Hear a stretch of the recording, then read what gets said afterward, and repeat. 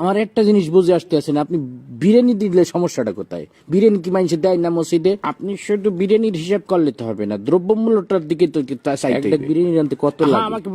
আমাকে বলতে দেন কাঁচামরিচের দাম, মশলাপাতির দাম, বাজারে যাই আপনি হিসাব করে দেখছেন বিরিয়ানি রানতে কত খরচ হয়।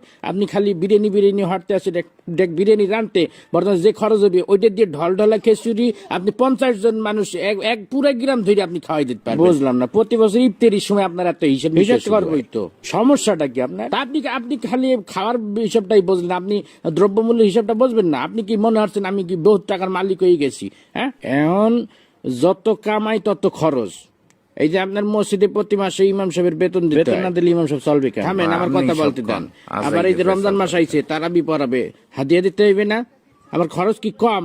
ফেতরা দিতে হইবে, জাকাত দিতে হইবে। শোনেন একটা কথা, রিজিকের মালিক আল্লাহ। আল্লাহ আপনার ধন সম্পত্তি দিছে, ধন সম্পত্তি দিয়ে আপনার পরীক্ষা দিয়েছে।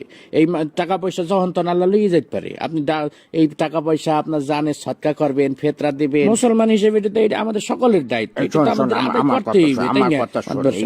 সবাই বয়ান করে যে বুঝানো যায় না, বুঝছো? যে গেটি বেহার তুই কোরআন বুঝাইতে খাওয়াইলেও বুঝবে না। একটা কথা সবসময় মনে রাখবি, যে মানুষটা জায়গা রয়েছে তাকে কিন্তু ঘুমেতে উঠানো যায় না। এই যে আমি বিরিয়ানি দিতে পারবো না, আমি ডলডলা খিচুড়ি দিব, বিরিয়ানি দিলে আমার সমস্যা, এই যে এত সময় ধরে বুঝাইতে আসো, একটা কথা কি ওর কানে গেছে? ও শুরুতেই বসতে আছে যে আমি ডলডলা খিচুড়ি দিব, আমি বিরিয়ানি দিব। আপনি কতক্ষণ ধরে বুঝাবো আমি? এই দিক টাকা শোন, আমি গত বছর আমি পুরা গ্রাম বইটা আমি বিরিয়ানি খাওয়াইছি না, পুরা গ্রাম কোনো ঝামেলা হয়েছে। আমি শুধু আমাদের মসজিদ না, আমি ভাগ করে দিছি। আমি পশ্চিম পাড়া মসজিদে দিছি, উত্তর পাড়া, দক্ষিণ পাড়া সব মসজিদে আমি ডেক করে বিরিয়ানি পাঠাই দিছি।